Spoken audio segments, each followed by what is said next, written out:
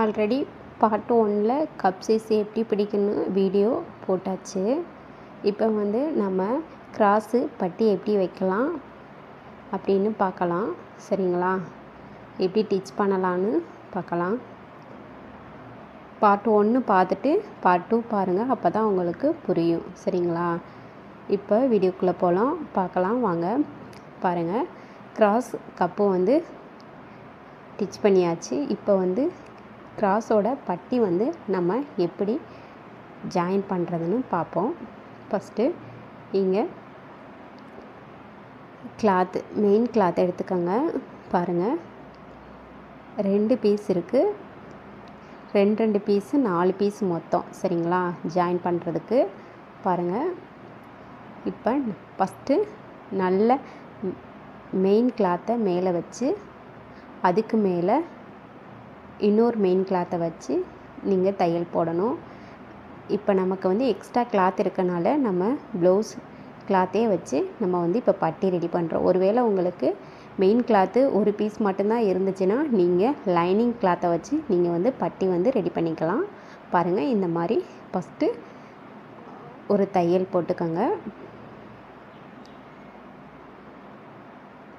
2யுமே வச்சு நீங்கள் அட்டாச் பண்ணி இந்த மாதிரி ஒரு தையல் போட்டுக்கோங்க.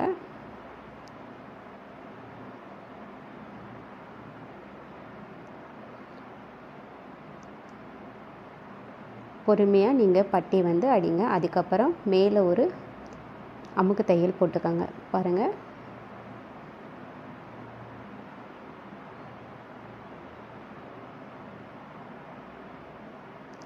இந்த மாதிரி தையல் போட்டுக்கோங்க.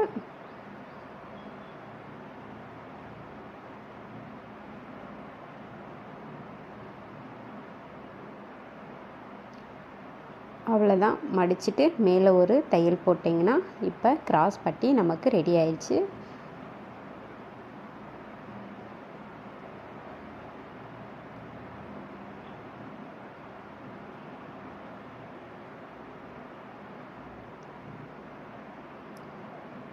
பொறுமையாக பாருங்கள். ரொம்ப ஃபாஸ்ட்டாக நான் டிச் பண்ணாமல் மெதுவாக டிச் பண்ணியிருக்கேன்.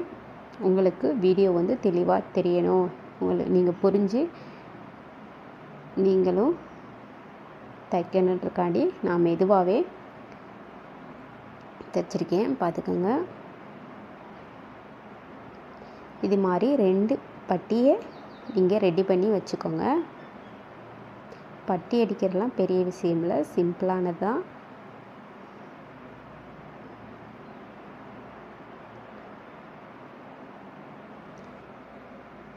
அடுத்து நம்ம இந்த பட்டியை வந்து எப்படி ஜாயின் பண்ணுறதுன்னு தான் நம்ம பார்க்க போகிறோம்.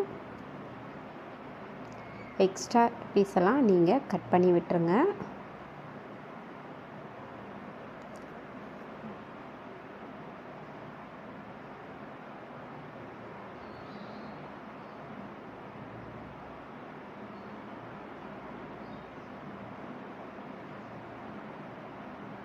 முக்கியமாக நம்ம வந்து கிராஸில் இந்த கிராஸ் பட்டியை எப்படி ஜாயின் பண்ணுறத கவனமாக பார்க்கணும். பாருங்கள், நான் எப்படி வச்சுருக்கேன்னு பாருங்கள். வச்சுட்டு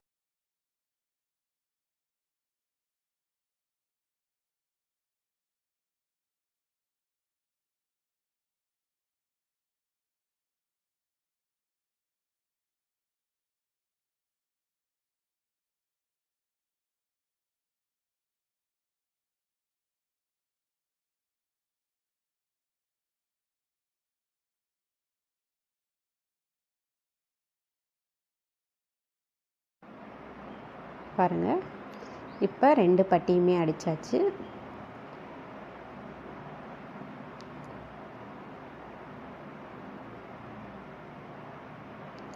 அடுத்து நம்ம ஊக்கு பட்டி எப்படி அடிக்கணும்னு பார்ப்போம்.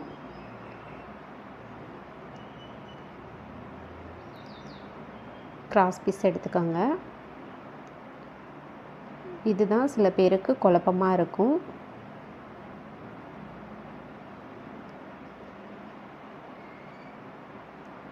அதனால் கவனமாக பாருங்கள்.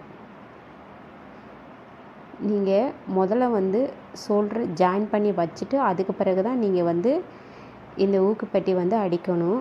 அப்படி அடிக்காமல் நீங்கள் ஃபஸ்ட்டு கிராஸ் பீஸில் எல்லாமே அட்டாச் பண்ணிவிட்டு அடிச்சுட்டு அதுக்கு பிறகு நீங்கள் ஜாயின் பண்ணிங்கன்னா உங்களுக்கு வந்து குழப்பமாக இருக்கும். அதனால் நீங்கள் ஃபஸ்ட்டு எடுத்தோடனே நீங்கள் 2 ஷோல்டரையும் ஜாயின் பண்ணி கிராஸ் பிடிச்சிட்டு பட்டி அடிச்சுட்டு அதுக்கு பிறகு நீங்கள் வந்து ஊக்குப்பட்டி வச்சிங்கன்னா உங்களுக்கு கரெக்டாக இருக்கும். எந்த பக்கம் வைக்கிறதுன்னு உங்களுக்கு ஒரு ஐடியா கிடைக்கும். அதனால் மறக்காமல் எப்போவுமே நீங்கள் ப்ளவுஸ் தைக்கும்போது ஃபஸ்ட்டு நீங்கள் ஷோல்டர் ஜாயின் பண்ணிடுங்க. பண்ணிவிட்டு கிராஸ் பிடிச்சிட்டு கிராஸ் பட்டி வச்சுட்டு அதுக்கு பிறகு நீங்கள் வந்து ஊக்குப்பட்டி வைங்க. ஓகேவா? நீங்கள் எல்லாமே தைச்சி முடிச்சுட்டு அதுக்கு பிறகு நீங்கள் ஷோல்டர் ஜாயின் பண்ணிங்கன்னா உங்களுக்கு வந்து கரெக்டாக வராது. மாற்றி மாற்றி நீங்கள் வந்து அடிச்சிடுவீங்க. இப்போ நீங்கள் பழகிட்டிங்கன்னா நல்லா பழகிட்டிங்கன்னா நீங்கள் வந்து அந்த மாதிரி இது பண்ணலாம். இப்போ நீங்கள் ஸ்டார்டிங்கில் இப்போ தான் நீங்கள் பழகுறீங்கன்னா இந்த மாதிரி முறையில் வந்து நீங்கள் வந்து தையல் கற்றுக்கிட்டிங்கன்னா நல்லது. சரிங்களா? உங்களுக்கு வந்து பிரித்து தைக்கிற மாதிரி வராது. அதனால் இதே மாதிரி நீங்கள் ஃபாலோ பண்ணுங்கள். இது மட்டும் நீங்கள் இந்த நுணுக்கம் மட்டும் நீங்கள் தெரிஞ்சு தைச்சிக்கிட்டிங்கன்னா கவனமாக தைச்சிட்டிங்கன்னா ஈஸியாக வந்து நீங்கள் வந்து ஹூக்கு பட்டி வந்து நீங்கள் தைச்சிடலாம். பாருங்கள் எப்படி ஃபோல்ட் பண்ணி எப்படி ஸ்டிச் பண்ணுறேன்னு கவனமாக பாருங்கள். பொறுமையாக தையுங்க. பொறுமையாக வீடியோ பாருங்கள். ஸ்கிப் பண்ணாமல் ஃபுல் வீடியோ நீங்கள் பார்த்தா மட்டும்தான் உங்களுக்கு புரியும்.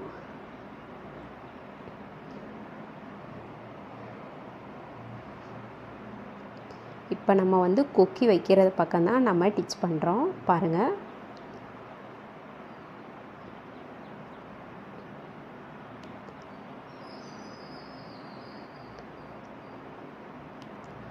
அவ்வளோதான். இப்போ கொக்கி வைக்கிறத ஸ்டிச் பண்ணியாச்சு. எக்ஸ்ட்ரா பீஸை வந்து நீங்கள் கட் பண்ணி விட்டுருங்க. நெக்ஸ்ட்டு வந்து இப்போ நம்ம வந்து வளைய வைக்கிறது வந்து ஸ்டிச் பண்ணணும். கிராஸ் பீஸில் ஒரு ஓரம் மட்டும் நீங்கள் அடிச்சுக்கோங்க. பாருங்கள், இந்த மாதிரி ஃபோல்ட் பண்ணி நீட்டாக தையல் போடுங்க. அது அப்புறம் அமுக்கு தையல் ஒன்று போட்டுட்டு மடித்து நீங்கள் ஃபோல்ட் பண்ணி மேலே ஒரு தையல் போட்டிங்கன்னா முடிஞ்சிருச்சு. சிம்பிளாக தான், ரொம்ப கஷ்டமானதெல்லாம் இல்லை. ப்ளவுஸ் தைக்கிறது ரொம்ப ரொம்ப ஈஸி. ஒரு முறைக்கு 2 முறை நீங்கள் வீடியோ பார்த்துட்டு நீங்கள் ஸ்டிச் பண்ணாலே ஈஸியாக நீங்கள் தைச்சிடலாம். ஒரு 2-3 ப்ளவுஸு தைச்சாலே அடுத்து நெக்ஸ்ட் ப்ளவுஸில் வந்து நீங்கள் சூப்பராக தைச்சிடுவீங்க. அதனால் வீடியோவை முழுசாக பார்த்து ஸ்கிப் பண்ணாமல் பாருங்கள். அடுத்து நம்ம வந்து இப்போ வந்து கழுத்து நெக்கு எப்படி தைக்கலான்னு பார்க்கலாம். பாருங்கள், கிராஸ் பீஸை வந்து நீட்டாக நீங்கள் வந்து ஸ்டிச் பண்ணி எடுத்து வச்சுக்கோங்க. பாருங்கள், இந்த மாதிரி கழுத்து தைக்கிறது ரொம்ப ரொம்ப ஈஸி தான். கவனமாக மட்டும் நீங்கள் வீடியோ பாருங்கள். ஈஸியாக வந்து கழுத்து வந்து நம்ம கிராஸ் பீஸ் வச்சு கழுத்து தைச்சிடலாம். பாருங்கள், இப்போ கிராஸ் பீஸு ரெடி ஆயிடுச்சு. எப்படி நான் கழுத்து பீஸ் வச்சு தைக்கிறேன்னு பாருங்கள். பார்த்துட்டு அதே மாதிரி பொறுமையாக நீங்கள் ஸ்டிச் பண்ணுங்கள். ஈஸியாக கழுத்து பீஸ் வச்சு தைச்சிடலாம். பாருங்கள், இந்த மாதிரி ஃபோல்ட் பண்ணிக்கோங்க. ஃபோல்ட் பண்ணிவிட்டு சரிசமமாக நீங்கள் கிராஸ் பீஸு கட் பண்ணியிருக்கணும். அப்போனா தான் கரெக்டாக உங்களுக்கு நெக் பீஸு வச்சு தைக்க வந்து உங்களுக்கு கரெக்டாக வரும். ஓகேவா? இந்த மாதிரி வச்சுட்டு ஃபஸ்ட்டு ஒரு தையல் போட்டுருங்க.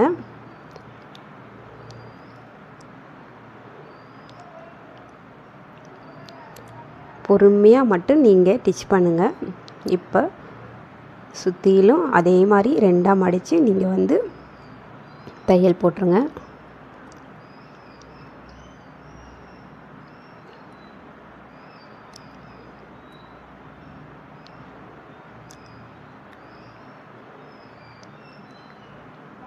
நான் உங்களுக்காண்டி தான் பொறுமையாக வந்து நான் வீடியோ எடுத்திருக்கேன். இந்த மாதிரி நீங்கள் பொறுமையாக தையுங்க. கிராஸ் பீஸு நீட்டாக கட் பண்ணியிருக்கணும். எப்படி சொல்கிறது, கொஞ்சம் ஒரு பீஸ் பெருசாகவும் ஒரு பீஸ் சிறுசாகவும் நீங்கள் கட் பண்ணியிருந்தீங்கன்னா உங்களுக்கு வந்து ஷேப் வந்து கிடைக்காது. கிராஸ் பீஸ் வந்து மடிப்பு வந்து நீட்டாக வராது. கழுத்து வந்து உங்களுக்கு நீட்டாக வராது. அதனால் எப்போதுமே நீங்கள் கிராஸ் பீஸு ஒரே அளவில் தான் நீங்கள் கட் பண்ணி எடுத்துக்கணும். இப்போ தான் நீங்கள் டெய்லரிங் பழகுறீங்கன்னா 2 சென்டிமீட்டர் அளவுக்கு எடுத்துக்கோங்க. அடுத்து போக போக நீங்கள் 1.5 கூட வச்சுக்கலாம். சரிங்களா? பாருங்கள், இந்த மாதிரி எண்டிங் வரைக்கும் நீங்கள் வந்து பொறுமையாக வந்து ஸ்டிச் பண்ணுங்கள். மொத்தம் நம்ம வந்து 3 தையல் இந்த மாதிரி போடணும். பாருங்கள், இப்போ ஃபஸ்ட்டு நம்ம தையல் ஃபினிஷ் பண்ண போகிறோம்.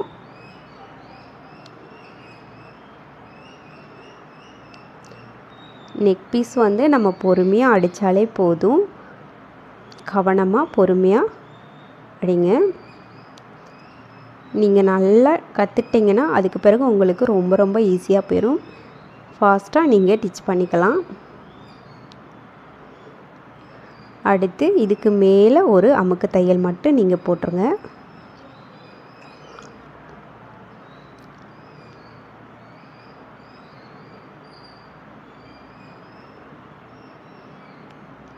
இந்த சின்ன சின்ன டெக்னிக்லாம் உங்களுக்கு தெரிஞ்சாலே போதும். நீங்கள் ஈஸியாக வந்து ப்ளவுஸ் ஸ்டிச் பண்ணிடலாம். அதுக்கப்புறம் மடித்து விட்டுட்டு ஒரு தையல் போட்டிங்கன்னா அவ்வளோதான், நெக் பீஸ் வந்து உங்களுக்கு முடிஞ்சிருச்சு. பாருங்கள், இன்னொரு தையல் போட்டுருங்க. இப்போ வந்து நெக்கு வந்து நம்ம நீட்டாக தையல் போட்டாச்சு. பாருங்கள், அவ்வளோதான். அடுத்து இப்போ வந்து நம்ம வந்து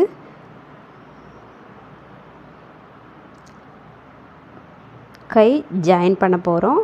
ஷோல்டரோட நீங்கள் அளவு ப்ளவுஸ் எடுத்துக்கோங்க. ஷோல்டர் எவ்வளோன்னு சொல்லிட்டு அதுலேருந்து எடுத்துக்கோங்க. அளவு ப்ளவுஸ் வச்சுட்டு நீங்கள் வந்து இந்த மாதிரி கை வந்து நீங்கள் டிச் பண்ணும்போது உங்களுக்கு வந்து ஈஸியாக இருக்கும். முன்னையும் பின்னையும் துணி பத்தாமல் போகும். அது அப்படிலாம் இந்த மாதிரி வராது. நீங்கள் இதே மாதிரி டிச் பண்ணுங்கள். இப்போ தான் நீங்கள் டெய்லரிங் கற்றுட்ருக்கீங்கன்னா இந்த மாதிரி ட்ரை பண்ணிங்கன்னா உங்களுக்கு ஒரு ஐடியா கிடைக்கும். அதனால் நீங்கள் இந்த மாதிரி கை ஜாயின் பண்ணுங்கள். இன்னொரு முறையில் கை ஜாயின் பண்ணலாம். அது வந்து நான் நெக்ஸ்ட் ப்ளவுஸ் தைக்கும் போது உங்களுக்கு சொல்கிறேன். இப்போ நீங்கள் வந்து இந்த மாதிரி நீங்கள் ட்ரை பண்ணி பாருங்கள். உங்களுக்கு வந்து ஒரு நல்ல ஐடியா கிடைக்கும். பாருங்கள், பொறுமையாக நீங்கள் வந்து கை ஜாயின் பண்ணுங்கள். நல்ல பக்கம் கெட்ட பக்கம் பார்த்து நீங்கள் வைக்கணும், சரிங்களா? தைக்கிறது வந்து கெட்ட பக்கம் வச்சு தான் நீங்கள் தைக்கணும். தையல் விழுகிறது வந்து பாருங்கள்.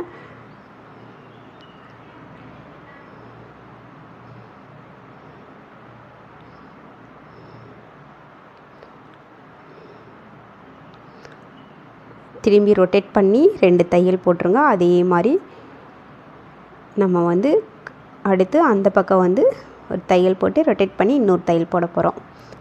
அவ்வளோதாங்க.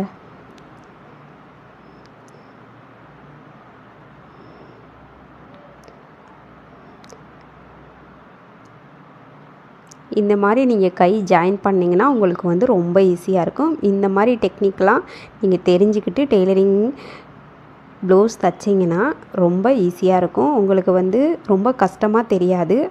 சின்ன சின்ன விஷயங்கள்லாம் நீங்கள் தெரிஞ்சுக்கிட்டிங்கனாலே உங்களுக்கு ப்ளவுஸ் வந்து நீட்டாக வந்து உங்களுக்கு வந்து தைச்சிருவீங்க.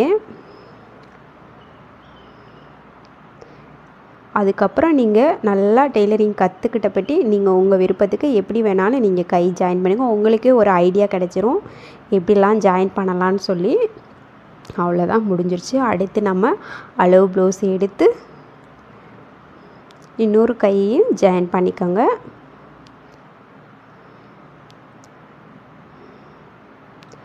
இந்த கை எப்படி ஜாயின் பண்ணணும்னு ஃபொப்பு எப்படி வைக்கணும்னு சொல்லிட்டு நான் ஷார்ட்ஸில் வீடியோ அப்லோட் பண்ணியிருக்கேன். அதை பார்த்துட்டு நீங்கள் ஜாயின் பண்ணிக்கோங்க. கை எப்படி ஃபொப்பு வைக்கணும்னு பார்த்துக்கலாம்.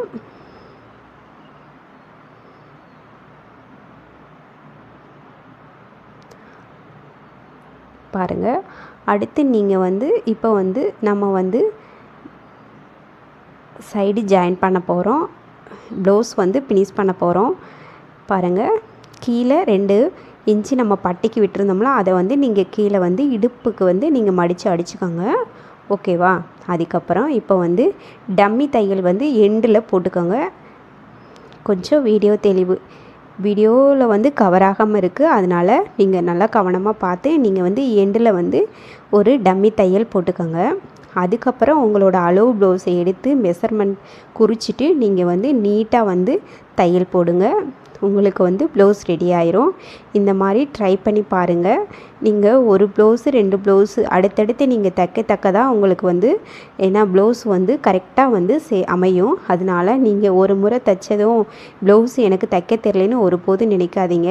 நீங்கள் இப்போ தான் டெய்லரிங் பழகிட்டுருக்கீங்க, இல்லை நல்லா தைக்க தெரியும்னாலும் சரி, நீங்கள் வந்து ப்ளவுஸ் வந்து அடிக்கடி தைச்சிட்டே இருந்தால் மட்டும்தான் உங்களுக்கு அடுத்தடுத்து ஒரு புது புது ஐடியா கிடைக்கும். நீங்கள் வந்து நல்லா வந்து டிச் பண்ணலாம். பல டிசைன்கள் இப்போலாம் ட்ரெண்டிங்கில் நிறைய டிசைன்கள் போயிட்டுருக்கு. அதனால் டெய்லரிங் கற்றுக்கங்க. டெய்லரிங்கிறது கற்றுக்கிறது வந்து ரொம்ப ரொம்ப நல்லது. நம்மளை மாதிரி வீட்டில் இருக்க பெண்கள் வந்து டெய்லரிங் கற்றுக்கிட்டால் ரொம்ப நல்லது. நமக்கான வருமானத்தை நம்மளே ஈட்டிக்கலாம். பாருங்கள், யாருக்கிட்டையுமே நம்ம ₹1 கொடுங்கன்னு கூட கை நீட்டி கேட்க வேண்டிய அவசியமே கிடையாது. சரிங்களா? ஒரு ப்ளவுஸ் தைச்சாலும் போதும். இப்போலாம் ப்ளவுஸோட ரேட் வந்து அதிகமாகிட்டே தான் போகுது. நம்ம வெளியில் போய் கொடுத்து தைக்கிறதுக்கு நமக்கு தேவையான ப்ளவுஸை வந்து நம்மளே ஸ்டிச் பண்ணிக்கலாம். அதனால் நீங்கள் முடிஞ்ச அளவு டெய்லரிங் கற்றுக்கங்க. உங்களால் டெய்லரிங் போக முடியினாலும் இந்த மாதிரி சின்ன சின்ன வீடியோக்குள்ளே பார்த்து வந்து நீங்கள் வந்து டெய்லரிங் கற்றுக்கங்க. முடிஞ்சளவு வீட்டில் ஒரு மிஷினாவது வாங்கி வச்சுக்கோங்க. அட்லீஸ்ட் அந்த மிஷினை பார்க்கும் போதுனாலும் உங்களுக்கு டெய்லரிங் கற்றுக்கணும்னு ஆசை வரும். அதனால் நீங்கள் வந்து கண்டிப்பாக டெய்லரிங் கற்றுக்கங்க. நமக்கு தேவையானதை நம்மளே நிறைவேற்றி கொள்ளணும்னா வெளியில் போய் நம்ம போய் ஒர்க் பண்ண முடியாது. ஏன்னா வீட்டில் குழந்தைகளாக இருப்பாங்க. அதனால் வெளியில் போய் நம்மளால் ஒர்க் பண்ண முடியாது. ஃப்ரீ டைமில் நமக்கு தேவையான நேரத்தில் வந்து நம்ம வந்து இந்த மாதிரி டெய்லரிங் கற்றுட்டு கொடுக்குற துணியை வாங்கி ஓரம் அடித்தாலும் போது, ஒரு எப்படி சொல்ல நைட்டி அடித்து கொடுத்தாலும் கூட போதும். ₹30 ₹40 கிடைக்கும். நம்ம செலவு அன்றாட செலவுக்கு வந்து ரொம்ப யூஸ்ஃபுல்லாக இருக்கும். முடிஞ்சளவு டெய்லரிங் பழகுங்க. பாருங்கள், அவ்வளோதான், ஃபினிஷ் பண்ணியாச்சு. வீடியோ பிடிச்சிருந்தா லைக் பண்ணுங்கள்.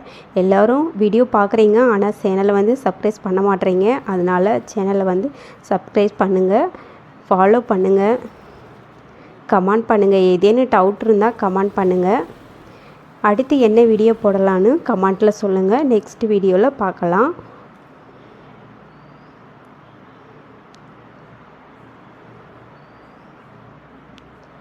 வீடியோவை ஷேர் பண்ணுங்கள், கமெண்ட் பண்ணுங்கள், லைக் பண்ணுங்கள் ஃப்ரெண்ட்ஸ். வீடியோ பிடிச்சிருந்தா கமெண்ட் பண்ணுங்கள்.